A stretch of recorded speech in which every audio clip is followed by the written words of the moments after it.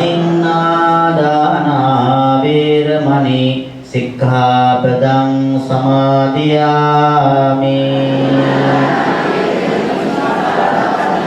කාමේසු මිච්ඡාචාරා වේරමණී සික්ඛාපදං සමාදියාමි.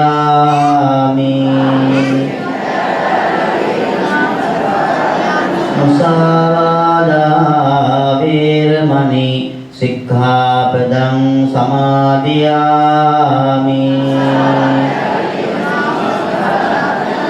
සුරාමේරය මජ්ජපමා දත්තානා වේරමණී සික්ඛාපදං සමාදියාමි. භගවතෝ සාවක සංඝෝ උජුපටිපන්නෝ භගවතෝ සාවක සංඝෝ ඥායපටිපන්නෝ භගවතෝ සාවක සංඝෝ සාමීචි පටිපන්නෝ භගවතෝ සාවක සංඝෝ යදිදං චත්තාරි පුරිස යෝගානි අට්ඨ පුරිස පුග්ගලා ඒස භගවතෝ ශාවක සංඝෝ ආහුනේයෝ පාහුනේයෝ.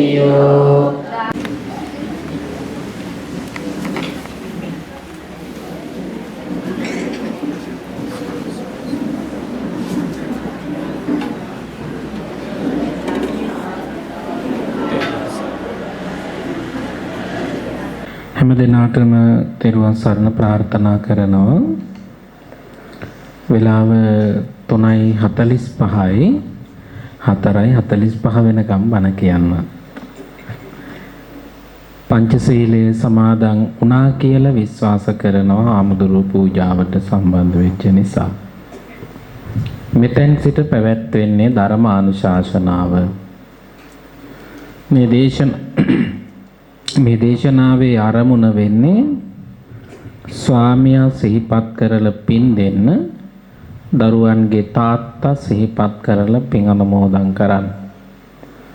එතුමට මේ පින නිවන් මඟ පූර්ණේ වීම පිණිසම උපකාර වේවා කියන සාදු සිතින් පින් දෙනවා. පින්වත්නි, ටීවී එකේ බණ කියනවා වගේ නෙවෙයි මිනිස්සු අතරට බණ කියන්න ආවහම බණ කියන්නේ. ටීවී එකේ බණ කියද්දි තියෙනවා නීති මාලාවක්. ඉතින් ඒකට එකඟව බණ කියන්න ඕන. නමුත් මේ වගේ පන්සලකට වැඩම කළාම නිදහසේ ධර්ම කාරණාව කියලා දෙන්න පහසුව තියෙනවා. තින් හාමුදුරු ඒ සඳහා තමයි ආරාධනා කළේ. උන්වහන්සේටත් අවට විහාරස්ථානවල වැඩ සිටින මහා සංඝරත්නයටත් මෑණියන් වහන්සේටත් තුනුරුවන්ගේ ආශිර්වාදයෙන් නිරෝගී සම්පත සැලසේවා කියන සාදු සිතින් ආශිර්වාද කරනවා. අපි කවුරුත් බණ අහනවා. බණ අහන්න කලින් දෙවියන්ටත් ආරාධනා කරනවා. කවුරුත් දෙවි කෙනෙක් දැකලා නැහැ. නේ? මේ අයිති වෙන්නේ රත්නපුරේට. මං හිතන විදිහට. රත්නපුරේ කවුරුත් පිළිගන්න ප්‍රධාන දෙවියන් තමයි සුමන සමන් දෙවියන්. සුමන සමන් දෙවියන් කියලා කියන්නේ ගෞතම බුද්ධ ශාසනය තුල ලංකාවේ පහළ වෙච්ච පළවෙනි ආර්ය ශ්‍රාවකයන් වහන්සේ. බුදුහාමුදුරු මහියංගන මේ කැලණි විහාරයට වැඩම කළාම ඔය ප්‍රාන්ත පාලනය කරපු කුමාරයෙක් තමයි සුමන සමන් දෙවියෝ. එදා ප්‍රාන්ත රජ කෙනෙක්. හරියට කිව්වොත් ආණ්ඩුකාරවරයෙක් වගේ. තවත් විදියකට කිව්වොත් ප්‍රධාන මහඇමතිතුමා වගේ. රජුරුවොත් එක්ක ප්‍රධානම සම්බන්ධතා පැවැත්වුව කෙනා තමයි එදා ගියේ කැලණියට. ගිහිල්ලා කිව්ව බුදුහාමුදුරුවෝ මගේ පැත්තේ තියෙනවා සමන්ත කූටය කියලා විශාල පර්වතයක්. ඒක අවට තමයි මගේ පාලනය තියෙන්නේ වඩින්න කිව්වා විවේකයක් තියෙන වෙලාවක. බුදුහාඳුරුව වැඩම කළා. සමන්තකූට පර්වතයේ උච්චර උසට අද තිබුණට බුද්ධ අධිෂ්ඨානයකට අනුව බුදුරජාණන් වහන්සේගේ නියසිල දක්වා පාත්තුනා කියලයි ධර්මයේ දැක්වෙන්නේ. ඒක බුද්ධ අධිෂ්ඨානයක්. බුදුහාමුදුරුවන්ගේ වම් කකුල තමයි ස්පර්ශ කළේ. ඒ වම් කකුලේ නියපොත්ත තියෙන්නේ උතුරු මැද පළාතට හැරෙන්න.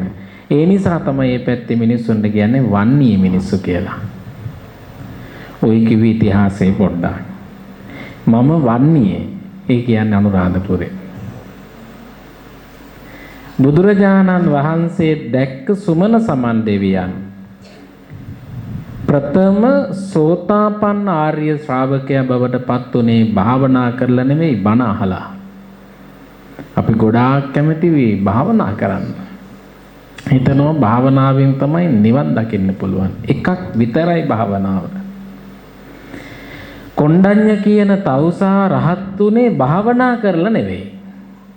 කොණ්ඩඤ්ඤ තවුසා රහත් උනේ භාවනා කරලා නෙවෙයි. ධම්සප් පැවතුම් සූත්‍ර දේශනාව අහලා. එහෙනම් බණ අහලා තමයි පළවෙනියට ගෞතම බුද්ධ ශාසනයේ රහත් උත්තමයෙක් පහළ වුණේ. ඒ කවුද? කොණ්ඩඤ්ඤ. දින 28ක් බුදුහාමුදුරුවෝ දේශනාව කළාම පළවෙනි වතාවට තමයි අඤ්ඤා කොණ්ඩඤ්ඤත්තේව නාමං අහෝසි. අඤ්ඤා කොණ්ඩඤ්ඤත් කියන මහරහතන් වහන්සේ බවට පත් උනේ. එහෙනම් භාවනා කළා නෙමෙයි. මොකක් කරලාද? බණ අහලා. ඒත් එපා. කවුරුත් දන්න උපතිස්ස සහ කෝලිත ගැන. උපතිස්ස කෝලිත කියන්නේ හරි ධනවත් පවුල්වල හිටපු ධනවත් කුමාරවරු. ඒ නිසා තමයි ගිරග්ග සමජ්ජ කියන උත්සවයේ බලන්න. හරියට අද වගේ නම් කිව්වොත් එහෙම කානිවල් එකක් නෙවෙයි නයිට් ක්ලබ් එකක් වගේ. අද තියෙනවනේ නේ විශාල නයිට් ක්ලබ් තියෙනවා. මං කොළඹ කොහොම බණ කියද්දි කිව්ව එක්තරා පාසලක දරුවෙක් "ඔව් හාමුදුරුවෝ ඉන්දියාවේ තියෙනවා කිව්ව මේ අජන්තා කියලා ක්ලබ් එකක්. යන්න නම් ඉන්දියානු රුපියල් වලින් දෙන්න ඕන කිව්වා 4 ලක්ෂ ගාණක් ටිකට් එක."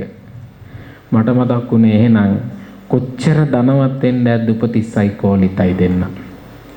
එහෙම ධනවත් අය ගෞතම බුද්ධ ශාසනයට පැහැදුනේ භාවනා කරලා නෙවෙයි. යේ ධම්මා හේතුප්පබව. භාවනාවක් නෙවෙයි. මොකක්ද? බණ. බණ අහලා තමයි නිවන් මඟ පූර්ණේ කරගන්න ගමන ආරම්භ කළේ. ඒත් එපා තව කතාවක් ඔය ඇත්තන්ට කිව්වොත්.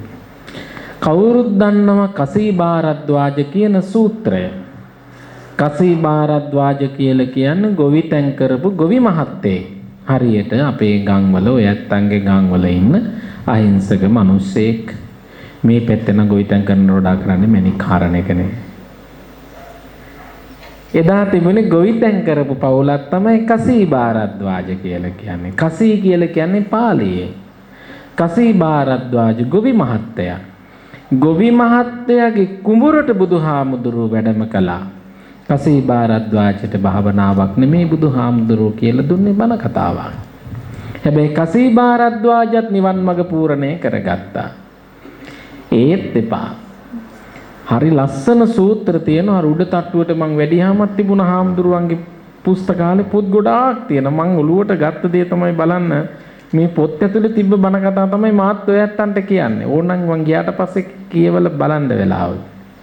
හරිම ලස්සන සූත්‍රයක් තියෙනවා ධනිය ගෝපක කියලා. ගෝපාල කියලා කියන්නේ ගොපල්ලා කියලා කියන්නේ අනුන්ගේ හරක් මම් බැලුවොත් මන් බලන කෙනාට කියන්නේ ගොපල්ලා කියලා. ඒ කියන්නේ මම ඔබේ හරක් පට්ටියක හරක් ටික මම් බලන්නේ දවසේ කුලියට නම් මට කියන්නේ ගොපල්ලා කියලා. හැබැයි මගේ හරක් මම බලනවා නම් හරියට ඔයත්තන්ගේ භාෂාවෙන් කිව්වොත් එහෙම මේ කම්පැනි ඩිරෙක්ටර් ඇන්ඩ් චෙයාර්මන් කියලා කියනවානේ. ඔයත් එහෙමනේ සීල් එක ඔබනවනේ නේ. චෙයාර්මන් නැත්තම් ඩිරෙක්ටර් දෙකම මං කියලා. ආන් ඒ වගේ කියන්නේ හරකුත් මගේ බලන්නෙත් මම. මයි කාර් මයි පෙට්‍රල් වගේ. ඒ හරක් ටිකත් මගේ හරක් බලා ගන්නෙත් මම. එයාට කියන්නේ ගෝපල්ලා කියලා. තේරුණාද? එයාට කියන්නේ ගෝපක කියලා. එයාට කියන්නේ කවුරු කියලාද? ගෝපක. තමන්ගේ හරක් තමන් බලා ගන්න. ඒ කියන්නේ එයාගේ බිස්නස් එක. කොච්චර හරක් හිටියද කිව්වොත් කිරි දොවන දෙනුන් විතරක් 500යි. එහෙම ලංකාවේවත් නෑ හොඳේ. එහෙම තිබ්බත් අඹේවැල ෆැක්ටරි එකේ තියෙන්නේ ඩිරෙක්ටර්ස්ලා 10-15 දෙනෙක් ඉන්නවා ඒ වගේ. තනි පුජ්‍යලයකට හිටිය කිරි දොවන මේ වැස්සියෝ පමණක් 500ක්. හරි විශාලයි. කොච්චරද කිව්වොත් එහෙම ගාලක් තිබ්බේ නෑ යන තැන ගාලක් කරගත්තා. ගාල් කරන්න බැරි තරම් පට්ටිය විශාලයි. එතකොට මොකද්ද කළේ? හරක් ටික කොටු කරලා එතන ගාලක් හැදුවා. ඒ ගාලේ තමයි ඒ දවසට හරක් ටික තියා. එදන් හිතලා බලන්න එහෙනම් ගාලේ හරක් ටික ඉන්නකොට කිරි ටික ට්‍රාන්ස්පෝර්ට් කරන්න ඕන. කිරි මණ්ඩලයට. එහෙනම් ට්‍රාන්ස්පෝර්ට් කරන්නත් එයාට ඉන්න ඕන වෙන්නේ මොනවද? පිරිමි සත්තු කරගහන කරත්ත තියෙන්නත් ඕන. එයා ඒකයි ධනවත් කියලා කියන්නේ. එච්චර ඒ කියන්නේ කිරි ට්‍රාන්ස්පෝර්ට් කරන්න ගවයෝ හිටිය, කිරි දොවන්න ගැහණෝ හිටිය, කන්න දෙන්න පිරිමි හිටිය. ඒත් එයා තමයි මේ බිස්නස් එක කරගෙන ගියේ. එයාට කිව්වේ ධනීය ගෝපක කියලා. ධනීය ගෝපකට වදාළ සූත්‍රය තමයි ධනීය ගෝපාල සූත්‍රය. ධනීය ගෝපාල සූත්‍රයේ බුදුරජාණන් වහන්සේ වදාළේ ගාථානුසාරයෙන්. කතාවක් නෙමෙයි බුදුන් වහන්සේ කළේ මොකක්ද? ගාථාවක්. ගාථාවක් කියලා අද කියන්නේ මෑනියෝ පැල් කවියක්. බුදුහාමුදුරුවෝ කවි කියන්න දක්ෂයා. බුදුහාමුදුරුවෝ කොච්චර කවි කියන්න දක්ෂයද කිව්වොත් ධනීය ගෝපාලගේ සත්තු ටික මැරෙනවා කියලා බුදුන් වහන්සේ දැනගත්තාම බුදුන් වහන්සේ ඒ භූමියට වැඩියා. වැඩලා ධනීය ගෝපකට කිව්වා ධනීය උඹ කොච්චර කිව්වත් වැහැපන් වැස්ස ඇති වෙනකන් මගේ දෙනුන්ට කන්න දීලා ඉවරයි කියලා ඔබ කිව්වට වහිනකොට බලහන් කිව්වා. දෙන්නම කියාගත්තේ කවි. ඒ කියන්නේ ධනීය ගෝපක හිටියා පැලේ බුදුහාමුදුරුවෝ හිටියා ඉවුරෙක් නැත්තම් උඩ කොටසේ.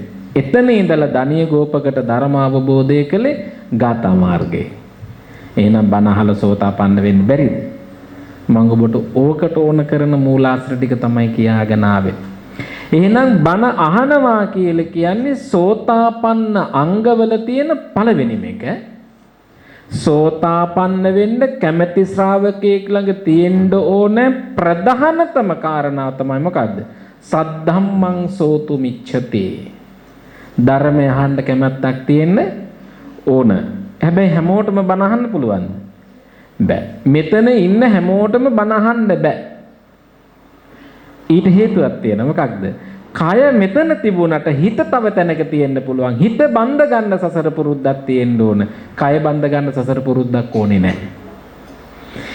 කය බඳ ගන්න සසර පුරුද්දක් ඕනේ නැහැ කියන්නේ ධනීය ගෝපක සත්තුන්ට කන්න දීලා ගිනි ගහලා ඉන්නකොට නිවන් දැක්කනම් ගිරක්ක සමජ්ජ දර්ශනේ බලන්න ගිය කෙනාට ඒක අතහැරලා දාලා පැවිදි වෙන්න හිතුණා නම් බුදුන් වහන්සේට ආසනයක් පිළිගන්නපු නැති කොණ්ඩඤ්ඤ තවුසට බුදුන් වහන්සේගේ ශාසනයේ පළවෙනි ශ්‍රාවකයා වෙන්න පුළුවන් වුණා නම් කොහේවත් ගියපු කෙනෙක් විදියට බුදුහාඳුරු මහියන් මේ කැලණියට වැඩම කළාට එතෙන්ට ආවිලා ආරාධනා කරලා මහියන්ගණයට ගෙන්නගෙන බණ අහලා පළවෙනි ආර්ය ශ්‍රාවකයා වෙන්න පුළුවන් උනේ කයෙන් නෙවෙයි.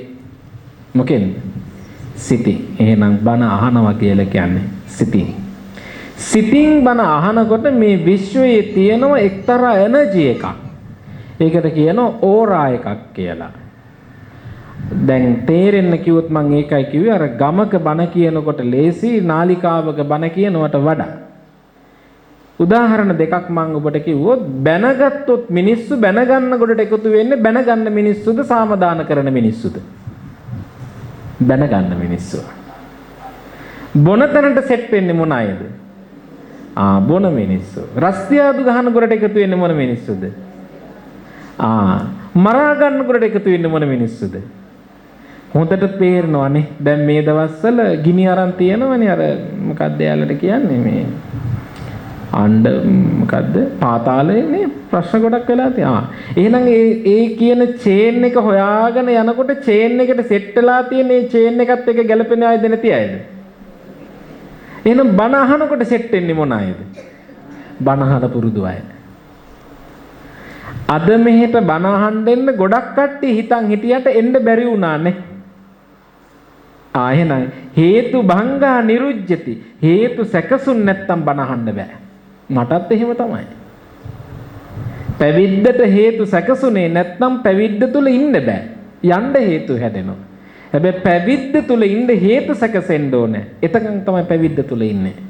එහෙනම් බණ අහන්නත් මොකද්ද සැකසෙන්න ඕනේ? හේතු සැකසෙන්න. ඒ හේතු වර්තමානයේ විතරක්ද? නෑ. මේ කන හම්බුනේමම වර්තමානයේ කළ පිනට නෙවෙයි. මේ ලෝකේ මිනිස්සු උපදිනව කන් ඇහෙන්නේ නැතිව. හැබැයි අම්මගෙත් කන් ඇහෙනවා තාත්තගෙත් කන් ඇහෙනවා. ඉපදිච්ච එකක් කන් ඇහෙන්නේ. එහෙනම් මං අහන්නේ අම්මගේ වරදද තාත්තගේ වරදද? අපි කියන්නේ කාගේ වරදද? කර්මේ විපාක හයියම කියන්නේ. අප්පගෙත් ඇස් පේනවා අම්මගෙත් ඇස් පේනවා. හැබැයි පුතාගේ ඇස් පේන්නේ කාගේ වරදද? එහෙනම් කර්මය අපිට බලපෑමක් කරන්නේ දුපදින භූමිය හදාගන්න. හැදෙනවනේ. එහෙනම් මේ බණ ටික අහන්න මොකක්ද හේතු සැකසෙන්නේ? අපූර්ව කර්මයක කර්ම විපාකයක් සැකසෙන්න ඕන. එහෙනම් අද විතරද බණ අහලා තියෙන්නේ? සසරේ අහලා තියෙනවනේ. අහපු පුරුද්දට නේ බණ අහන්නේ. දැන් මං අහන්නේ ඒ සසර පුරුද්දට ඔබත් එක්ක ඉඳගෙන බණ අහපු අය හැමෝම රහත් වෙලා නැහැ. හැමෝම රහත් වෙලා නැහැ. එන රහත් නොවුණු අය ශ්‍රද්ධාසිත පිහිටුව ගත්තනම් මේ වෙනකොට දිව්‍ය ලෝකයක උපදින්න බැරිද?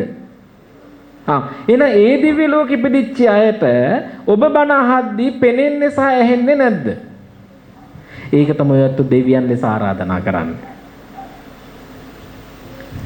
දැක්කේ නැති වුණාට ඔබ කතා කරනවනේ සමන්තා චක්ඛවාලේසු අත්‍රා ගච්ඡන්තු දේවතා. උක බුදුරජාණන් වහන්සේ වදාළි ගැන්වීමක් නෙවෙයි. උක බුදුන් වහන්සේ වදාළි ගැන්වීමක් නෙවෙයි. ඕක දේශනා කළේ පළවෙනි වරට අනුබුදු මිහිඳු මහරහතන් වහන්සේ. හරියටම හරි දහඳුරුනේ හරියටම හරි මූලාශ්‍රත් එක්ක. එක සූත්‍රයකවත් බුදුරජාණන් වහන්සේ දෙවියන්ට ආරාධනා කරන්නේ නැහැ. ඒට හේතුව තමයි බුද්ධ ආඥාව ජීවමානව පවතිනකොට පින පෝෂණය වෙච්ච දෙවිවරුන්ට ආරාධනා කරන්න ඕනේ එනවා. උදාහරණයක් කිව්වොත් මෙහෙම. මගේ අම්මගේ මරණයට මම යන්නේ අම්මා ආරාධනා කළා නෙවෙයි. මගේ අම්මගේ මරණයට මම යනවාද අම්මගේ ආරාධනාවක් අරගෙන? ඇයි යන්නේ නැත්තේ? අම්මා මගේනේ. එහෙනම් බුදුන් වහන්සේ ධර්මයේ දේශනා කරනකොට දෙවියන්ට ආරාධනා කරන්න ඕන වෙන්නේ නැහැ. මොකක් නිසාද? දෙවියන්ගේ කැමැත්ත තියෙන බුදුන් වහන්සේගෙන් බණ අහන්න. එහෙනම් මගේ කැමැත්ත තියෙන අම්මගේ මරණයට එහෙනම් බුදුන් වහන්සේ ධර්මයේ දේශනා කරද්දී දෙවියන් එතෙන්ට වඩිනවා. මක් නිසාද? දෙවියන්ගේ කැමැත්ත නිසා. එහෙනම් බුදුන් වහන්සේගේ පිරිනුවන් පෑමෙන් දෙවියන් එහෙම වඩින්නේ නැහැ. කම්පණයටපත් වෙනවා. ඒ නිසා තමයි අනුබුදු මිහිඳු මහරහතන් වහන්සේ නන්දන උයනට වැඩම කරලා පළවෙනි වතාවට ධර්මයේ දේශනා කරද්දී තමයි දේශනා කළේ සමන්තා චක්ඛවාලේසු අත්‍රා ගච්ඡන්තු දේවතා. මේ සක්වල ධාතුවේහි කිනම් හෝතනක කොතන හෝතනක දෙවි කෙනෙක් ඇත්නම් කාගේ බණ අහන්නද? සද්ධම්මං මුනි රාජස්ස. සද්ධම්මං මුනි රාජ. නීතියක මහම්දුරන්ගේ බණ අහන්න කවුරුත් මෙතනට ආවේ නැහැ. ඔයත් එහෙම මගේ දේශන කෞසල්‍ය එකක්. ඒ කියන්නේ මගේ ප්‍රසන්ට් කරන එකක්. හැබැයි ඒ ප්‍රසන්ට් කරන්න ඕනේ මම බුදුන් වහන්සේගේ වචනය නම් ඒ sannivedana කුසලතාවයේ තම පමණයි මගේ තියෙන්නේ. අවබෝධ මේ කුසලතාවයේ මම ළඟ නැහැ. එහෙනම් මම බණ කියන්නේ සද්ධම්මං මුනි රාජස්ස. කාගේ බණක්ද කියලා දෙන්නේ? මුනි කියලා කිවි බුදුහාමුදුරුවන්ගේ. මුනි රාජස්ස භාග්‍යවතුන් වහන්සේගේ ධර්මයක්. මුනි රාජස්ස සුනන්තු සග්ග මොක්කදං. අහන්න කියලා කියන්නේ ඒ ආයුෂ වර්ණ සැප බල ප්‍රඥා ලබන්න නෙවෙයි. ආයුෂ වර්ණ සැප බල ප්‍රඥා ලබන්න කරන දෙයක් නෙවෙයි. ඒක ලැබෙන දෙයක්. උදාහරණයක් කිව්වොත් මෙහි ඉඳලා කොළඹට ගියෝ මග කණ්ඩ තැන් තියෙනවා. තියෙනවද නැද්ද? එහෙනම් මග කණ්ඩ තැන් තියෙන්නේ යන පාර නිසා. එහෙනම් පින් දහම් කරද්දී ආයුෂ වර්ණ සැප බල ලැබෙනවා. ඒවට කියන්නේ මග වියදම් කියලා. හැබැයි මග වියදම් තුලින් නිවන් දකින්න බෑ. මග වියදම් තුලින් භුක්ති විඳින්න පුළුවන්. හොටෙල් එකක ඉඳගෙන කෑවා කියලා හොටෙල් එක ලියලා දෙන්නේ දෙනවද? නෑනේ. ඇයි ලියලා දෙන්නේ නැත්තේ? කනවට විතරයි කියවන්නේ. එහෙනම් පින කියන්නේ සසර. කුසලයේ කියන්නේ නිවන. සද්ධම්මං මුනි රාජස්ස. නීතියක මහමුදුරුවන්ගේ බණ නෙමෙයි අහන්න ආවේ. කාගේද? මුනි රාජස්ස. බුදුරජාණන් වහන්සේ විසින් දේශනා කරපු ධර්මය. අවසානට කියන මොකක් කියලාද? සුනන්තු සග්ග මොක්කදං. ස්වර්ග මොක්ෂ කෙලවර නිවන් මඟ පූර්ණේ කරගන්න. අවසානට කියන මොකක් කියලාද? ධම්ම ශ්‍රවණ කාලෝ අයං බදන්තා. ධර්ම ශ්‍රවණය කිරීමට කාලයයි. අයං බදන්තා. ඇවිත් ශ්‍රවණය කරන්න. තුන්වෙනි පදෙන් කියනවා සද්ධම්මං. සද්ධර්මය අහන්න සුදුසුම කාලයයි. ඇවිත් ශ්‍රවණය කරත්වා. ඔන්න ඔය එන්න කියලා අඬ ගහන්නේ. අතීතයේ ඔබත් එක්ක ඔතන ඉඳගෙන බණ අහපු අය මේ වෙනකොට දිව්‍ය ලෝකයක ඉපදෙලා ඉන්න පුළුවන්. බ්‍රහ්ම ලෝකයක ඉපදෙලා ඉන්න පුළුවන්. අකනිටා ලෝකයක ඉපදෙලා ඉන්න පුළුවන්. යාමේ තුසිතේ නිම්මාන රතිය පරිනිම්මිත වගේ දිව්‍ය ලෝකවල උපදෙලා ඉන්න පුළුවන්. හාඳුරුනේ එනමට පේන්නේ නෑනේ. එහෙම හිතන තැන නැද්ද? කොච්චර කලාට අපිට පේන්නේ නැහැ. පේන්නේ නැති වෙන්න හේතුව නැහැ කියලාද? මම ඔයත්තන්ට මෙහෙම කිව්වොත් එහෙම. පළතුරු ගෙඩියක් කුණු වුණාම කපල බලද්දි පණුව ඉන්නවා කියලා පේනවද? චූටි පණුව හිටියොත් පේන්නේ නැහනේ. අම්මලා ඔබලා බලලා කියනවනේ මේක නම් පුතේ නරක් වෙලා වගේ. හැබැයි ආයි කපල බේරිලා අර උත්තල කාචකින් වගේ එකකින් දාලා ලොකු කරලා බැලුවොත් ෆෝන් එකකින් ෆොටෝ එකක් අරගෙන ආයි ස්කේල් කරලා බැලුවොත් චූටි පණුව ඇහැට පේන්නේ නැති අය නැද්ද? ආයෙන ඇහැට පේන්නේ නැති පණුව පෙනුනේ මොකකින්ද? ගත්ත ෆොටෝ එක ලොකු කළාට පස්සේ. එහෙනම් මිනිස් ඇස ඉක්මවා ඇති තිරිසන් ලෝක තියෙනවා. දැන් පිළිගන්නවද? මිනිස් ඇසට පේන්නේ නැති සත්තු ඉන්නවනේ. ආයෙන මිනිස් ඇසට පේන්නේ නැති දිව්‍යාත්ම තියෙන්න බැරිද? මිනිස් ඇසට පේන්නේ නැති දේවල් තියෙනවා. මිනිස් කනට ඇහෙන්නේ නැති දේවල් නැද්ද? මෙගාහර්ට් 20000ට වඩා අඩු ඒවා අපිට ඇහෙන්නේ 20 20000 අතර අපිට ඇහෙන්නේ නේ. ඒ අඩු එක අපිට ඇහෙන්නේ නෑ. එහෙනම් අපට ඇහෙන්නේ නෑ කියලා කියන්නේ ශබ්ද නෑ කියලාද? එහෙනම් අපේ ඇස් වලට පේන්නේ නැති, කන් වලට ඇහෙන්නේ නැති, අතට දැනෙන්නේ නැති දේවල් මේ විශ්වේ නැද්ද? දෙවිවරු කියලා කියන්නේ ඒ බඳු අය තමයි ඇවිදින් බණ අහන්නේ. මේ 31 තල ලෝක ධාතුවේහි පිනක් පූර්ණේ කරගන්න කැමැත්තෙන් යම් දෙවි කෙනෙක් ඇත්නම් මේ දේශනාව අහලා සසර මඟ සුවපත් කරගනු ලබත්වා කියලා ප්‍රාර්ථනා වෙන ඔබ දෙවියන්ට ආරාධනා කරන්නේ. ඔන්න බලන්නකො පැය භාගයක් ගිහිල්ලා. මම ඉක්මනට ඔයත්තන්ට කියලා දෙන්නම්. ලංකාවට සබ්දෙව් රජුරෝ තුන්වතාවක් වැඩම කරන භූමිය තමයි රුවන්වැලිසෑය. දවසකට තුන්වතාවක් වඩිනවා. හරියටම හරිය. ඕක මම සූත්‍ර දේශනාවක අහලා මේ හරිය දොළදුකක් ඇති වුණා ඒ වෙලාවට යන්න ඕන කියලා. සතියක් විතර ටිකක් අර පේ වෙනවා වගේ මේ හවසට පිරිත් කියලා අදිස්ථාන කළා මහසෑයට යන්න හම්බ වෙන්න. ධර්මයේ තියෙන්නේ මේ පාන්දර 2:00මාරත් 4:00මාරත් කියලා. 2:00මාරට වඳින්න යන්න දෙන්නේ නැහැනේ මළුව වහලා නැහැ.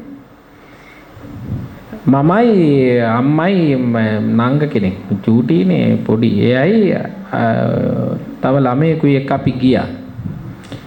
අපිට ඉන්න තැනක් දෙන එක නෝන කෙනෙක් ඔය ඩබල් ඒටී එකේ ලොකු මහත්තයාගේ ගෙදර. ඒ හිඳලා මේ බල්කනි එකේ ඉඳගෙන මම ගිලම්පසයක වළඳනවා. බලන්න පිනක මහිමේ ඒ ඉස්සරහින් යනවා නායක හඳුරන්ගේ ගෝලයා. එයා මට පන්සලට ගිහින් කෝල් කරනවා චන්දි මහදුරු මොකද අද ඔහේ කියලා. මං කිව්වා මේ වඳින්න ආවා. මං හවස වඳින්න ගිහිල්ලා නායකහවට වඳිද්දි නායකවරු මම කිව්වා මොකද්ද ඔයාලට වෙන්න ඕනේ කියලා. මොකද දෙකමාරට පිරිත් කියන්න දෙන්න බැරිද මළුවේ ඇතුලේ කියලා. hina වෙලා කිව්වා ඉතින් ඔය ඇරලා දෙන්නයි යන්න කිව්වා. මට ඊයේ මලක් පිපුණා වගේ අපි හරියටම දෙකට නැගිටලා නාල කිරිබත් හදාගෙන මල් ඒ වෙනකොට අපි අරන් ගිහිල්ලා දෙකමාරේ ඉඳලා මළුවේ පිරිත් කියන්න ලෑස්ති වෙද්දි එක වෙලාවක් එනවා සාමාන්‍ය විනාඩි 5ක් වගේ කෙරලෙක්වත් අඬන්නේ නැති වෙලාවක් එනවා. හුලඟක් එන්නෙත් නැහැ කෙරලෙක්වත් අඬන්නේ නැති වෙලාවක් එනවනේ. මට මතක් වුණේ ධර්මයේ කොයිතරම්නම් ආශ්චර්යයක්ද කියලා. කෙරලෙක්වත් අඬන්නේ නැහැ. පුදුම විදිහ අක්කර 5යි මළුව රුවන්වැලිසෑය මළුව අක්කර 5යිනේ. ඔය මේ ගල් මළුව සෑය පිහිටලා තියෙන භූමිය අක්කර 5ක් තියෙනවා. අක්කර 5ක තියෙන භූමියක හුලඟක් එන්නේ විනාඩි මට ඇඟේ හිරිගඩු පිපිලා මතක් වුණා බලන්න බුද්ධ අධිෂ්ඨාන කියන්නේ මොන වගේ දේවල්ද කියලා. කැලණියත් ඕක තියනවා කියන මට කැලණියට යන්න වෙලාවක් හම්බුනේ කොහොමත් වස් සමාදන් වෙන්න කලින් කැලණියට යනවා කියලා හිතන් ඉන්නේ. දෙවිවරු අපිත් එක්ක සම්බන්ධ වෙන්නේ අපි සීලයෙන් බලවත් වෙනකොට. යේ ගහට්ටා පුඤ්ඤ කරා සීලවන්තා උපාසකා කියලා ධර්මයේ තියෙන්නේ. යමෙක් සීලවන්ත වෙද්ද ඒ සීලවන්ත කෙනාට දෙවිවරු ඇවිල්ලා වන්දනා කරනවා. පළවෙනිම දේ තමයි සීලවන්තකම. ඔයත් පංචශීලයේ සමාදන් වුණේ ඒක නිසා. බුද්ධ පූජාව තිබෙත් ඒක නිසා. බණක් අහන්න ලෑස්ති වෙන්නෙත් ඒක නිසා. අපි ප්‍රාර්ථනා කරනවා සුමන සමන් දෙවි හාමුදුරුව ඇතුළුකටගත් මේ විශ්ව ධාතුවේ යම් තැනක දෙවි කෙනෙක් ඇත්නම් මේ සීල දෙවියෝ වැඩම කොට මේ දේශනාව ශ්‍රවණය කරත්වා.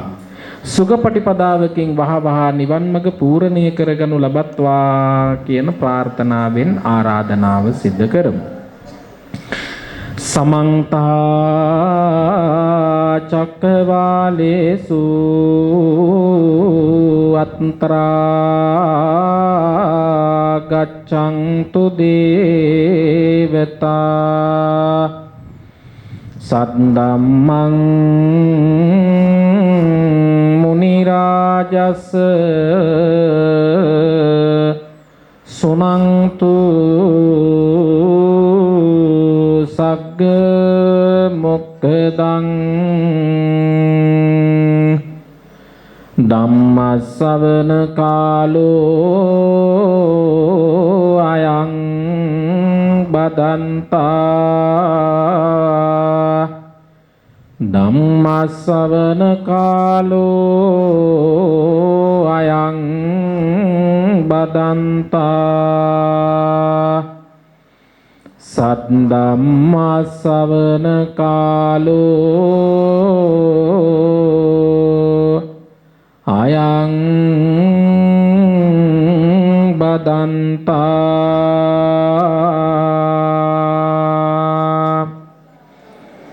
නමෝ තස් භගවතු අරහතෝ සම්මා සංබුද්දස්ස නමෝ තස් භගවතු අරහතෝ සම්මා සංබුද්දස්ස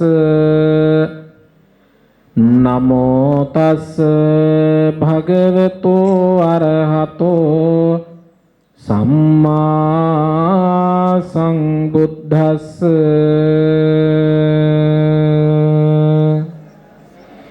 ද්වින්නානං භික්ඛවේන සුප්පතිකාරං වදාමි මාතුච්ච පිතුච්චති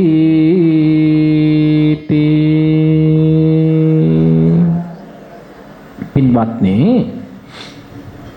අද ධර්ම දේශනාව තුල දේශනා කරන්නේ බුදුහාමුදුරුවන්ගේ කාලේ වැඩ සිටිය එක්තරා භික්ෂූන් වහන්සේ නමක් ආරම්භයා බුදුහාමුදුරුව වදාළ ඉගැන්වීම. මේ සිද්ධිය කියන්න කල්පනා කළේ තාත්තා කෙනෙක් වෙනුවෙන් කරන බණ නිසා. තාත්තල කියන්නේ ආදරේ වචන වලට පෙරලෙන මිනිස්සු නෙවෙයි. මට තාත්තා ඉන්නවනේ. ජීවිතේට තාත්තා කියන්නේ හාඳුරුනේ මං ආදරෙයි කියලා. ජීවිතේට කියන්නේ. හැබැයි කරදරයක් වෙලා අවේලාවේ කිවිසුමක් ගියත් අම්මට කලින් බෙහෙත් ගන්න යමුද කියලා අහන්නේ තාත්තා. ඒක පුදුම සංවේදීකමක් සහ දරුවෝ පිළිබඳව අවබෝධයක් තියෙන දැනෙන කෙනෙක් තමයි ලෝකේ තාත්තා කියලා කියන්නේ.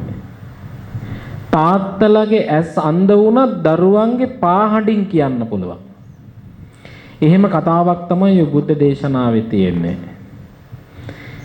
මේ ගෙදර හිටිය එක පුතයි. එක පුතයි අම්මයි තාත්තයි විශාල ධනස්කන්ධයක් තිබුණා. ඒ නිසා අම්මට පුතා කියලා කියන්නේ ලෝකය.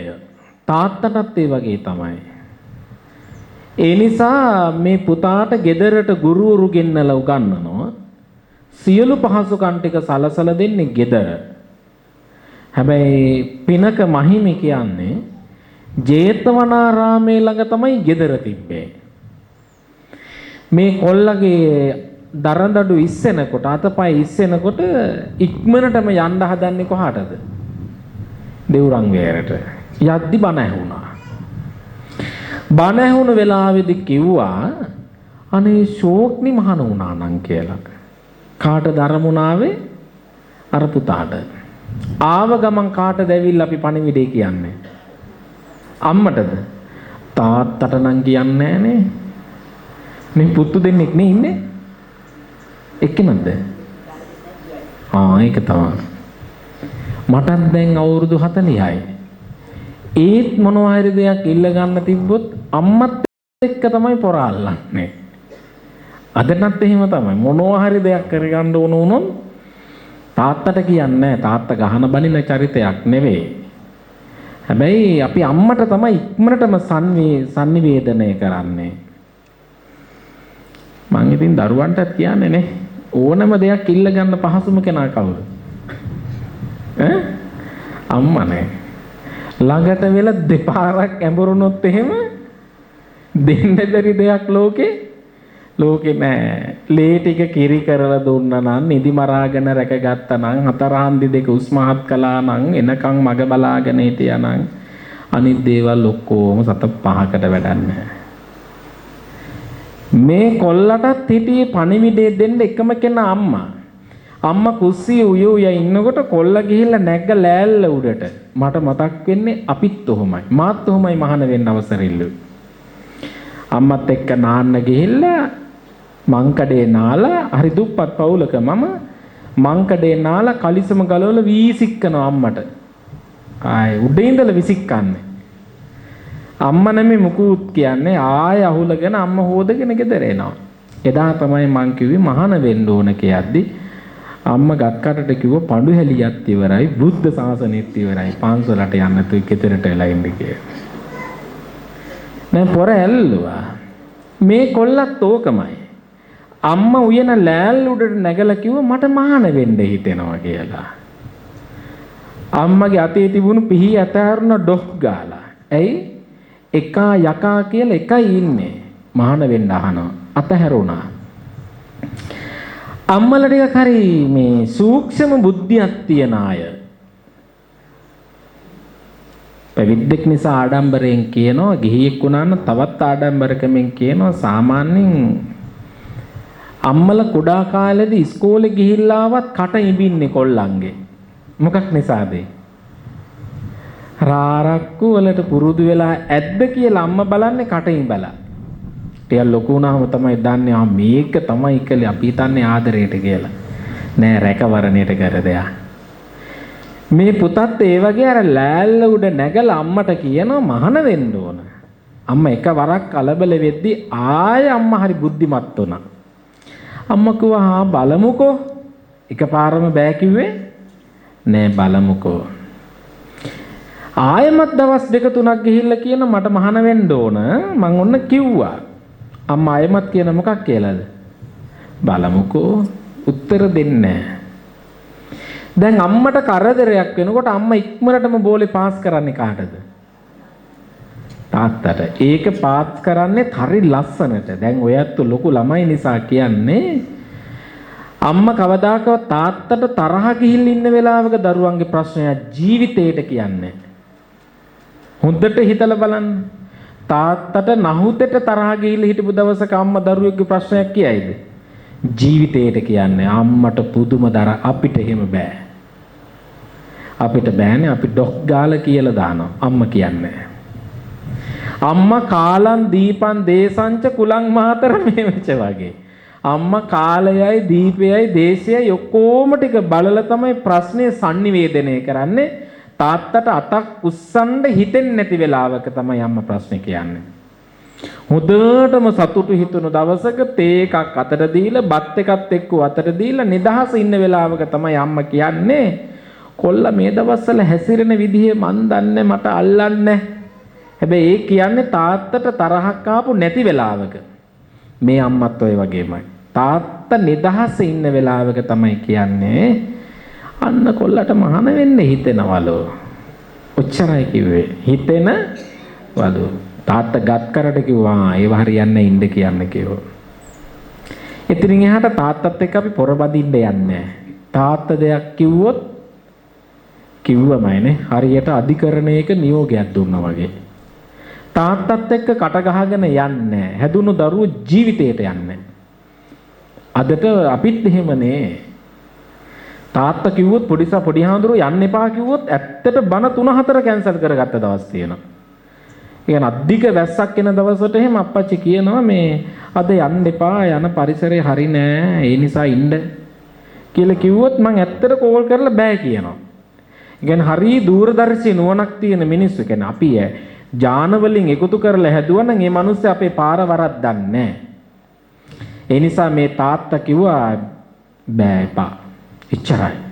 ආය අහන්න කෙනෙක් නෑ. ඊට පස්සේ අපිට තියෙන ලොකුම උද්ඝෝෂණය තමයි නොකා ඉන්න එක. දරා ගන්නම බැරි දෙමව්පියන්ට මොකක්ද? දරුවෝ කන්නේ නැති එක. මේ කොල්ලා ඔය උද්ඝෝෂණය කළා. පිකටින් එකක් ගෙදර. මොකක්ද මාරාන්තික එකක්. එහෙම කෙල්ලොත් ඉඳලා තියෙනවා නැත්තම් අර දුව බලයිනේ ඔන්න කොල්ලෝ ගැන විතරයි කිව්වේ කියලා. ඒ අර කුණ්ඩලේ කේසී කතාව තියෙන්නේ. නේ ඌම පතා බතුත් නොකා ඇඳට නැගීලා හොත්තෝය කියලා බණ පොතේ තියෙන්නේ. හරි ලස්සනයි. පාරේ වදමල් මාලා දාගෙන අරන් ගියපු කොල්ලට සඳුළු තලේ ඉඳලා පෙම් කළා. ඊට පස්සේදී තාත්තට කිව්වා මේ මට අර මිනිස්සයමයි කසාද බඳින්න ඕන. බෑ කිව්වා. බෑ කියපු ගමන් ඇඳට ගිහිල්ලා වැටුණ ගිරි බලි අතට. මේ සමාවෙන්න හොත්තෝය කියන්නේ යටි අතට. යට අතට වැටිච්ච එක බණ කතාවේ කියන හරි ලස්සනට චිත්ත රූප මැවෙන්න ඌම පතා බතුත් නොකා ඇඳට නැගීලා හොත්තෝය. ඌ දුන්නේ නැත්නම් මං කන්නේ. එහෙම කරපු කෙල්ලොත් ඉඳලා තියෙනවා නැත්තන්නේ උඩ යන්න පුළුවන් නේ. මේ කොල්ලා පැවිදි වෙන්න ඕන කියද්දි තාත්තා කිව්ව බෑ කියලා. බෑ නම් කන්නේ නැහැ කිව්වා. අම්මට තාත්තා ළඟට ඇවිල්ලා කිව්වා ඕ ටිකක් ඉවසගෙන ඉන්න දෙපාරක් බඩගිනි වෙද්දි ඔක කනවා. අම්මා හරි හොදිසියට හිටියා. මූ ඇඳේ නැගිටින්නෙත් නෑ වතුර ටිකක් බොන්නෙත් නෑ නිකම් ඉන්න ඇඳට වෙලා. දවස් 3 පනිනකොට අම්මට උණ හැදුනා. ඇත්තටම අම්මලාට එහෙම උණ හැදෙනවා. ගොඩාක් විට දරුවෝ රට ගියාම දරුවන්ට වඩා උණ හැදෙන්නේ කාටද? අම්මට. හොද්දට බලන්නකෝ ඔයත් අත්විඳලා ඔයත් කොළඹ නම් ඉන්නේ. කොළඹට බෝම්බයක් ගැහුවා කියලාද අම්මට බෝම්බේ වැදිලා. එතකන් කොළඹ කියන්නේ ලොකුයි. අම්මා හිතන අපේ එකාගේ ගෙදරට තමයි ගැහුවේ. මේ අම්මත් ඒ හින්දා දවසක් බලන් හිටියා, දෙකක් බලන් හිටියා, තුනක් බලන් හිටියා. අම්මට හිතුණා අප්පගේ වැඩේ නොකරන එක නොට්ටික පුතා වෙන්න එපා. තාත්තත් මුරණ්ඩුයි ටිකක්. එහෙනම් පුතත් ටිකක් මුරණ්ඩු වෙන්න ඕන. ඒ නිසා මහත්තයා ළඟට ගිහිල්ලා කිව්වා මූ මැරුණොත් අපිට කොල්ලෙක්වත් නෑනේ. හිටියොත් බලන් හරි ඉන්නවා. තාත්තනේ මේ ආය හා කිව්වේ තාත්තව කිව්වනේ එකපාරක් එච්චරයි. යාළුවෝ ටික ඇවිල්ලා කිව්වා නැන්දේ මේ අපේ යාළුව මහාන වුණොත් බලන්න පුළුවන්. මැරුණොත් දැන් දවස් 5යි. ඔන්න ඔය කතාව ඇහුණා කාටද? තාත්තට. තාත්තා කිව්වා ගත් කරට ඇත්ත තමයි එහෙනම් ගිහිල්ලා මහාන වෙන්න කිව්වා. තාත්තලටත් අම්මලටත් උණු වෙන ලොකුම තැන මොකක්ද? නොකා ඉන්න එක. ඉන්නේ එහෙම පහොඳේ අද හාඳුරු හොඳ පොයින්ට් එකක් තමයි කියලා ගියේ කියලා. සාමාන්‍ය නොකා ඉන්නකොට ඉන්න බෑ. බත් මුට්ටිය හින්දෙන්නම කාලා නම් අම්මලට නොකා ඉන්න පුළුවන් නේ. අහලා බලන්නකොනේ. තේ කහට බීලා බඩ පුරව ගන්න අපි අහනවා අම්මා කෑවද ඔයා? "ඔව් මං කෑවා" කියනවා. හැබැයි අම්මගේ බඩ උඩට අපි කන තියාගෙන නිදිනකොට බඩ ඇතුලේ හැන සද්දේට හිතෙනව නොකානේ ඉන්නේ කියලා. ඒත් අම්මා කියන්නේ මොකක් කියලාද? කෑව කියලා. මම මහානුනේ හරි කුඩා කාලේ මං අදටත් දුක් වෙනවා ඒක මට අම්මගෙන් බලන්න බෑනේ කියලා. මං ගෙදර ගියාම උනත් සාමාන්‍ය අම්මා මල් ළඟ වතුර එක තිබ්බහම මං රෑ වෙද්දි අම්මා ගැඳ ගාවින් ගිහලා තියලෙන වෙලාවල් එනවා. කලාතුරකින් අම්මා වතුර එක බීලා තිබුණොත් මගේ යටිහිතට කියනවා මං ණයක් ගෙව්ව නේද කියලා. ඒ කියන්නේ අම්මා මට වතුර එක තියනවා අම්මට වතුර එක තියාගන්නේ නැහැ. පුදුම විදිහට දරුවන්ට ආදරේ මිනිස්සු. කිව්ව විතරයි මහාන වෙන්න ඕන කියද්දි අතෙන් අතහැරපු කුරුල්ලෙක් වගේ කියනවා. කොහින්ද ගිහිල්ලා නතර උනේ? දෙවුරන් වෙහෙරෙන් මහාන වුණා. මහාන වෙලා ඉන්නකොට දෙමව්පියෝ ගැන බැලුවේ නැත්තම් දෙමව්පියන්ගේ ගෙදර දොර වටේ මිනිස්සු අල්ලනවා. ඔය ඇත්තන්ගේ අම්මත් වයසට ගිහිල්ලා ඔය ඇත්තොත් කොළඹට වෙලා ඉන්නේ නැද්දි මේ පැත්තේ නම් ගෙවල් තියෙන්නේ කවුරුත් නැත්තම් වටේම ඉන්නේ නෑ යොමුකෝ කරන්නේ.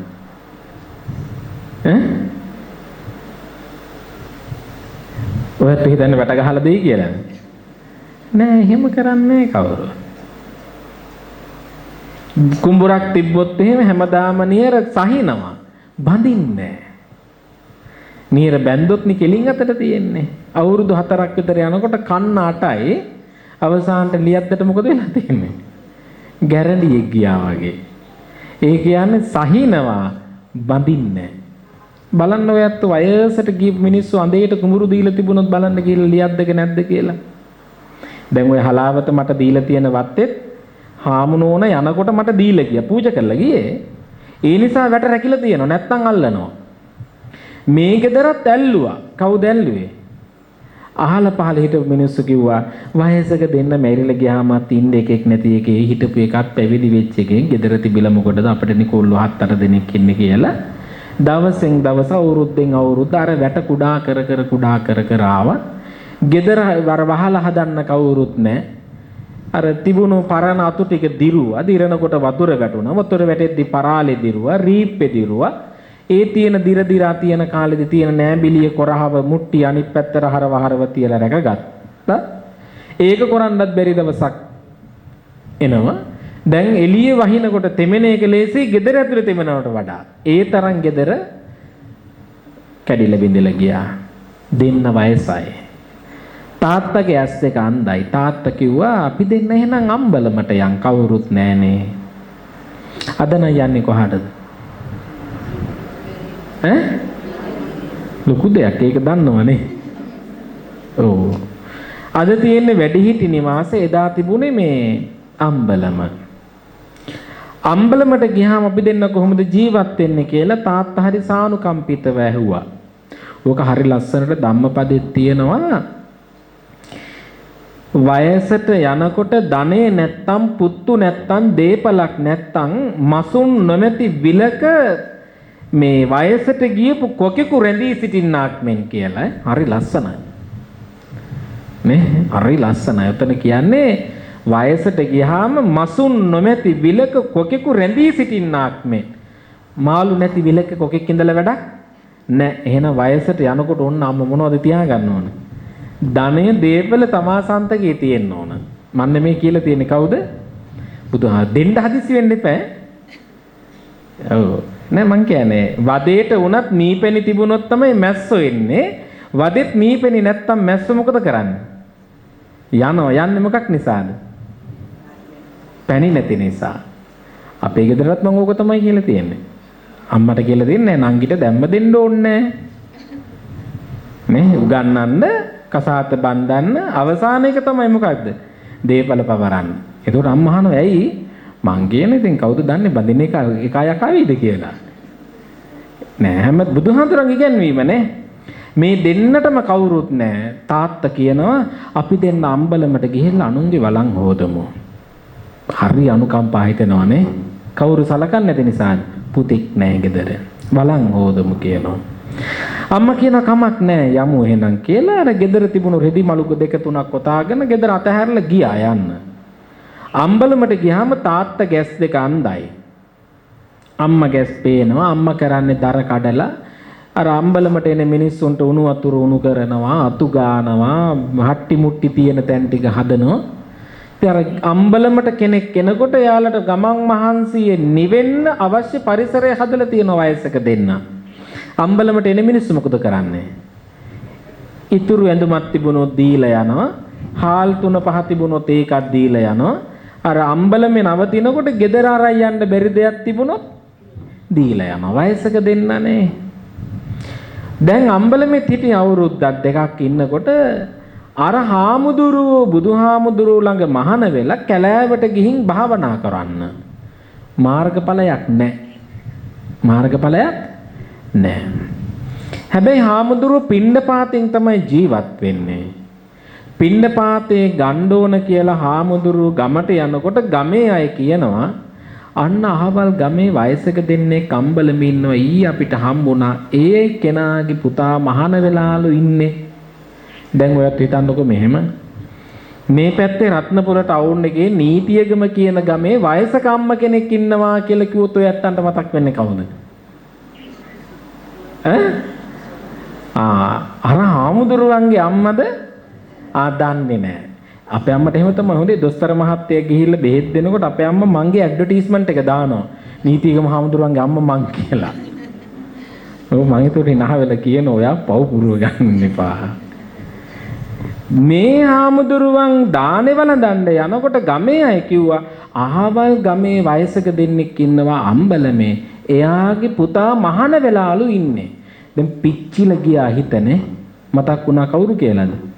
මගේ අම්මයි තාත්තයි වෙන්න පුළුවන්. දානේ වැළඳිල්ල පැත්තකින් තියලා ආව බලන්න කවුද ඉන්නේ කියලා. අන්ධ තාත්තට පුතාගේ අඩිසලකුණ වැල්ලේ හිටිනකොටම අන්ධ තාත්තා කියනවලු නෝනට කතා කරලා කවුරු කියලාද? අන්න අපේ පුතා ආවා. කවුද මේ කියන්නේ? මොන තාත්තද? අන්ධ තාත්තා. තාත්තල කියන්නේ කියවන්න පුළුවන් මිනිස්සු කියන්න හරියටම හරි තැන. ඔයත් අංගන තාත්තා නෑනේ. ඕන රැකෙවිල අම්මට එකපාරක් දොරට තට්ටු කරන්න උගුර පාදලා. අම්මා පුත්තු දෙන්නගේ මොකಾದ ආවි කියලා කියනවනේ. උගුර පාදන එක මම ඕක අවංකව මම බලපු වෙලාවල් තියෙනවා. ඒ පැත්තේ බනට ගිහිල්ලෙද්දි අම්මට කියන්න නැතුව බනට ගිහිල්ලා මම දොරට තට්ටු කරපු වෙලාවල් තියෙනවා. එකපාරක් අම්මා කිව්වහම අම්මා දොර අරින්න එකපාරක් බයක් නැතුව පොඩි හාමුදුරුවෝ කියලා. කෝල් කරලත් නෙමෙයි ගියේ. පුදුම අවධානයක් තියෙනවා දරුවෝ ගැන. අර අන්ධ තාත්තා කිව්වා පුතා ඇවිල්ලා.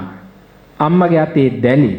අම්මා අර රෙද්දේ දැලි ටික පිහදාගෙන ඉස්සරහට එනකොට හත් දෙයියනේ කවුද ඇවිල්ලා ඉන්නේ? පුතා.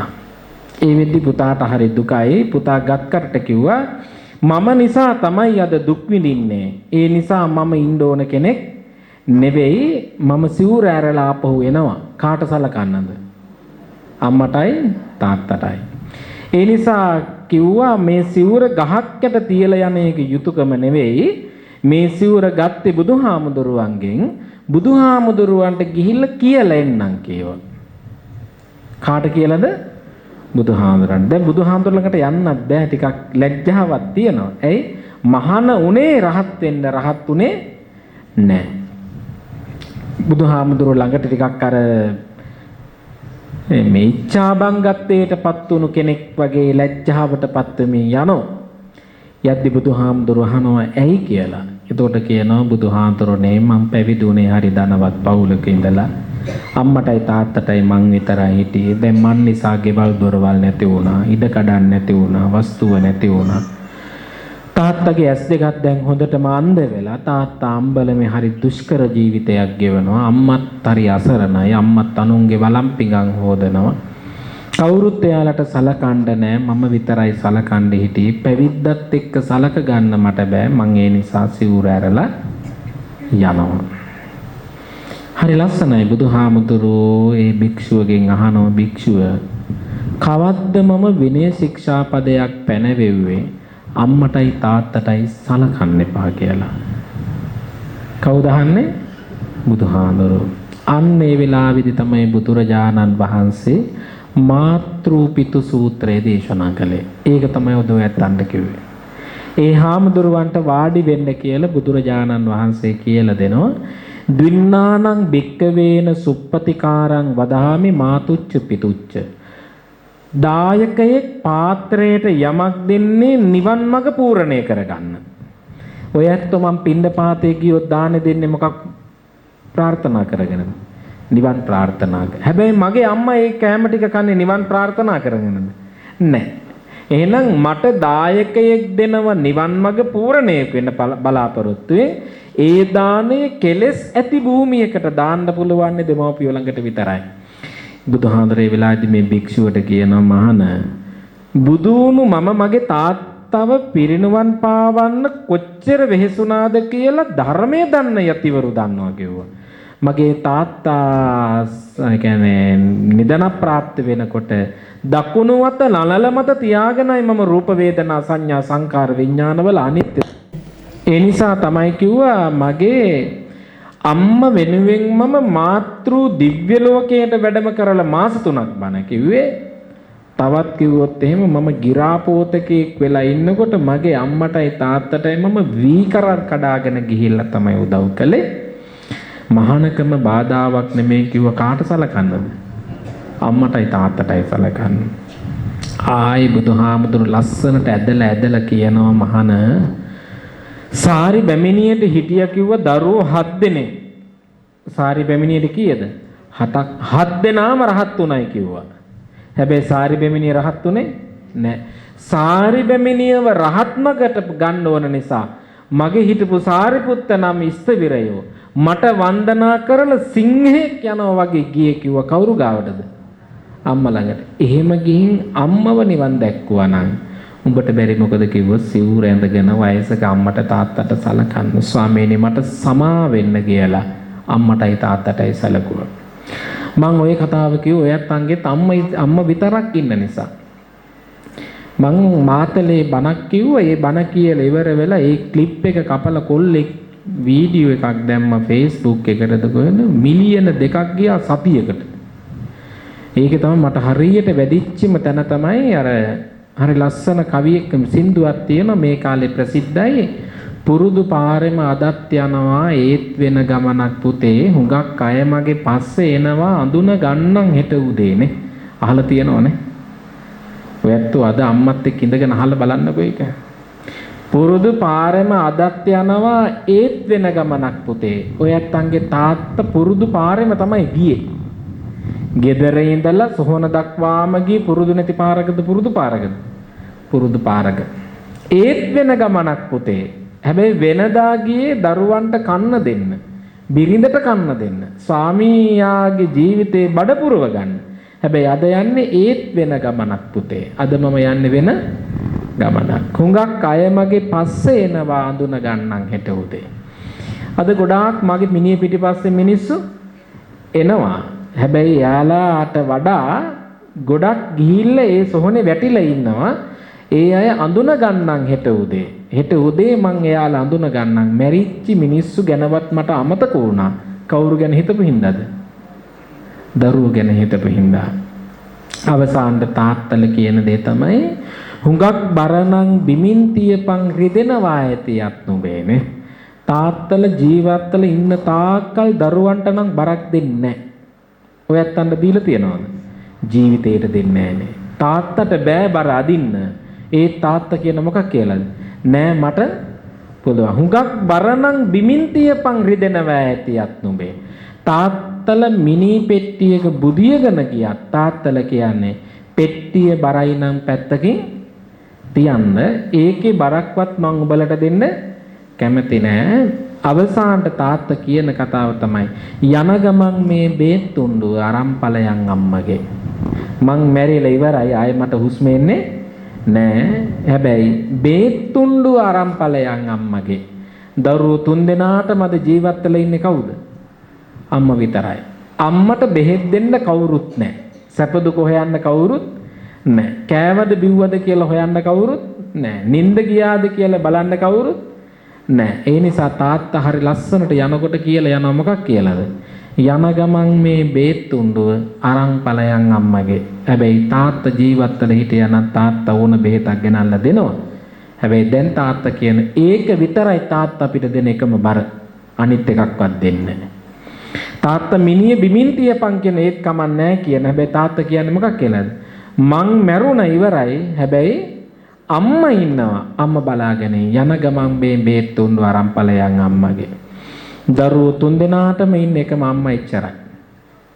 නේ? ඒ නිසා අම්මා ආදරෙන් බලාගන්න එක විතරයි ඉතුරු වෙලා තියෙන්නේ. මන් දන්නේ නැහැ. මං අපේ අම්මත් එක්ක කතා කරනද ඔයත් අම්මත් එක්ක කතා කරයිද කියන්න මන් දන්නේ නැහැ. මං ওই දරු දුක ගැන දවසක් බණ පොතේ කියවලා අපේ අම්මත් එක්ක ටිකක් රැයට chat එකක් දානවා.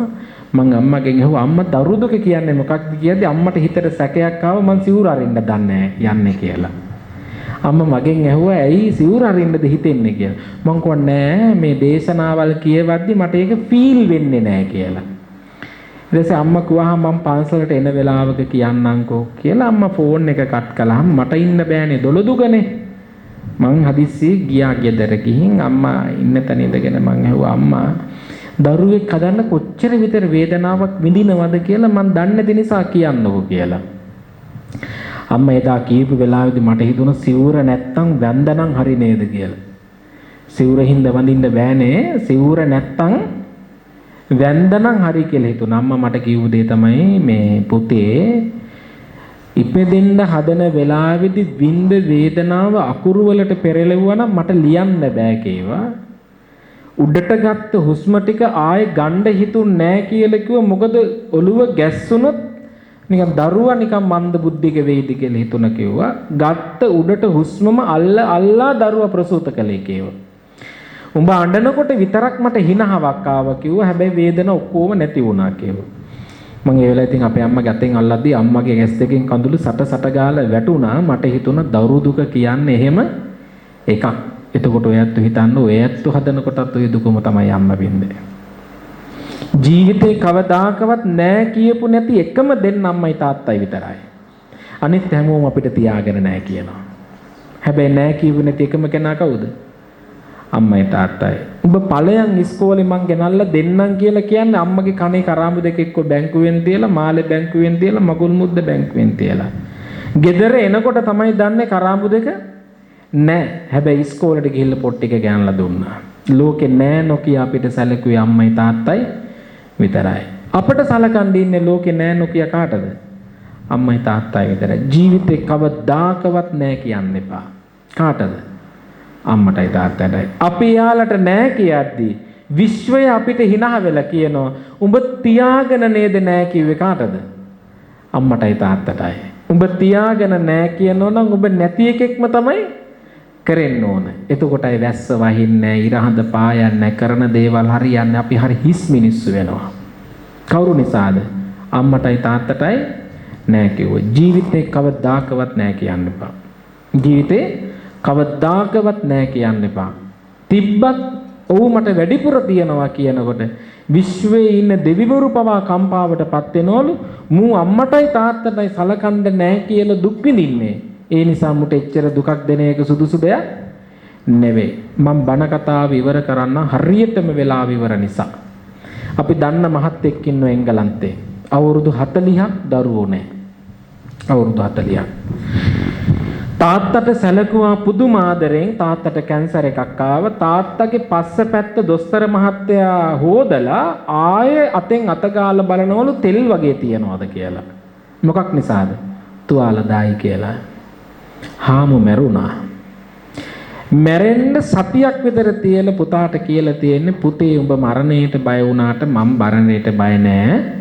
උඹට මම මැරිලා අවුරුද්දක් යන්න කලින් දරුවෙක් උපදිනවා උඹ බය වෙන්න එපා කියලා. ඔච්චර තමයි කිව්වේ අශෝකා හාමු. ඇත්තටම මැරුණා පෙබරවාරි 14 වෙනිදා. ඊළඟ අවුරුද්දේ පෙබරවාරි 13 පිරිමි පුතෙක් ඉපදුණා. දොස්තර මහත්තයා තාත්තගේ නම තමයි පුතාට දැම්මේ. අදටත් කියන්නේ හාමුදුරනේ තාත්තම තමයි ඉපදෙන්නේ නැත්තේ. අවුරුදු 40ක් නොහිටපු මට දරුවෙක් හම්බුනේ තාත්තගේ මරණයෙන් පස්සේ. එංගලන්තයේ ඔයත් කවුරුත් දන්නව එංගලන්තයේ වර්ණයට තමයි තැන දෙන්නේ. අපිට තමයි යාලා කියන්නේ ಜಾති වර්ණ ભેද තියාගන්න එපා කියලා. සුද්දොත් එක්ක ඒ සෙල්ලම් බෑ. සුද්දෝ ඉන්ටර්විව් එකට යනකොටම බලන්නේ වර්ණේ පාට. කළු ජාතිකයන් නම් වුන් තැනක් දෙන්නේ නෑ. ඔයත් අංගේ දරුවෝ ඇතිනේ අහලා බලන්නකෝ. සුපර් මාකට් එකකට ගියත් සුදු පාටට දැන දෙන්නේ. ඕන් පුදුම විදියෙන් ඕන්ගේ මේ වර්ගයට අදිනවා. දොස්තර මහත්තයා ඉන්නේ නැද්දී තාත්තා මරුණ විතරයි රජයේ හොස්පිටල් එකේ ඉතිහාසයේ පළවෙනි වතාවට නම දැම්ම ડોક્ટર දිනුක් විජේවර්ධන කියලා. නැත්තම් දෙන්නෙම නැහැ. සුද්ධම විතරයි හොස්පිටල් එකේ ඉන්නේ සර්ජන්ලට කළු ජාතික කෙනෙකුට දෙන්නේ නැහැ. දොස්තර මහත්තයාගේ නම දැම්මා. අදවත් දොස්තර මහත්තයා කියන්නේ මට වැරදුන්නේ නැත්තේ කාට සලකපු නිසාද? තාත්තට සලකපු නිසා. මම ඔයත්තන්ට නොවිච්ච තැන් දෙකක් කියලා බණ ඉවර කරන්න. අනුරාධපුරේ මම බණට වැඩිය සීනි DIG කෙනෙක් හිටිය කිත්සිරි දයානන්ද කියලා. ඔයත් කවුරුත් දන්නවර LTT එක කාලේ ටිකක් සැරට හිටිය මහත්තයෙක් හිටිය කිත්සිරි දයානන්ද කියලා. කිත්සිරි දයානන්ද මහත්තයාගේ බණට ගියාම සීනි DIG නේ එයාගේ කාමරයට අල්ලපු තැන තමයි ඉන්නේ එයාගේ PC මහත්තයා. ඉතින් නැහැනෝ නිකන් අම්මෙකුයි දූකුයි දබර වෙනවා. මොකටද දබර වෙන්නේ? ඉඩමකට. කිත්සිරි දයානන්ද මහත්තයා මට සමා වෙන්න හාඳුරුනේ කියලා ගියා ඒ කාමරයට ගිහිල්ලා අර දූට ටිකක් සැරට කිව්වා. අද වගේ මතකයි කිව්වේ. එහෙම කියපු භාෂාවෙන් කියන්නම් තමුසේගේ රූපේ බලනවම කොච්චර ලස්සනද කියලා මේ රූපේ හැදුවේ මේ අම්මනේ මැරණකම් ඉන්න දෙනවා ඔය ගෙදර කියලා. කියද්දි කිව්වා බෑ මට ඕනේ ගෙදර කියලා. නැත්තම් නඩු දානවා කියලා. කිත්සිරි මහත්තයා අඩිත් හැප්පුවා. ඒත් නෑ. ඔයත් කිව්වට පිළිගනීද දන්නේ නැහැ. කඩ 50 ගාව තමයි තියෙන්නේ රජරට මේ සේවය. රජරට සේවය ගාවින් පැය බණ කියලා ඉවර වෙලා මහත්තයත් එක්කම තේක බොනවා. බොන්නේද්දී එනවා තැපල් අර මොකක්ද ඒකට කියන්නේ මේ ට්‍රැෆික් එකෙන් සෙට් එකකින් මැසේජ් එක ළමයෙක් ඇක්සිඩන්ට් වෙලා කකුල යට වෙලා කියලා. හිතන්න අර අම්මා යනකොට කියලා ගියේ තොට හරියන්නේ නැහැ කියලා. බන කියලා ඉවර වෙනකොට ඒ දුවගේ කකුල් දෙක උඩින් ගිහිල්ලා ලොරිය. අර මහත්තයා කියනවා හාඳුරු බලන්න කර්මේ නවත්තන්න තිබ්බ එක ඇදලා ගත්ත විදිහ.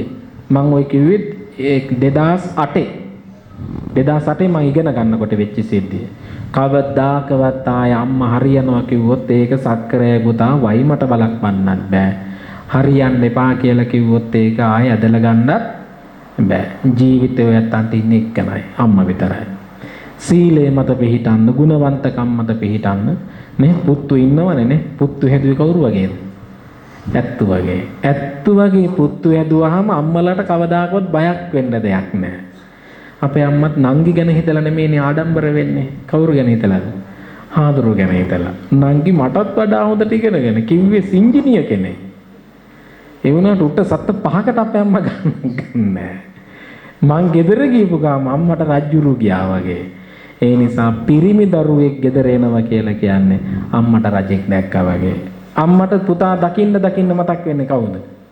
තාත්තා. ඕකම තමයි අම්මලාට. තාත්තා කියන රූපේ අම්මා බලන්නේ පුතාලගෙන්. පුතා කියන රූපේ අම්මට පේන්නත් ඕනි තාත්තා කියන රැකවරණේ. දවසක පුතා කිව්වොත් එහෙම මට ඔයා හරි බරක් කිව්වොත් අම්මට ඒක තාත්තා කියපු වචනෙට වඩා හරි බරයි. ඒ නිසා පණ තියනකම් ආදරෙන් රැකගෙන ගෞරවයෙන් රැකගෙන අභිමානවත් ලෙස ජීවත් වෙන්න ඔබ හැමදෙනාටම තුනුරුවන්ගේ රැකවරණය සැලසේවා කියලා ප්‍රාර්ථනා කරමු. ඉතින් බණ කතාව ඉවරයි. මම ওই බණ කතාව කෙටියෙන් වුණත් කිව්වේ මේ තාත්තා කෙනෙක් වෙනුවෙන් කරපු බණක් නිසා. ඔයත් හැමදෙනාටම මේ බණ කතාව අහන්න හේතු සැකසුනේ KM ගාමිණී වීරසිංහ පියාණන්ගේ දසවන වර්ෂ පූර්ණ පින්කම නිමිත්තෙන් එතුමට පුණ්‍යානුමෝදනා කරන්න. ඉතින් ප්‍රාර්ථනා කරනවා එතුමට මේ පින් කුසල් නිවන් මඟ පූර්ණේ කරගන්නම උපකාරයක් වේවා කියලා පින් දෙනවා.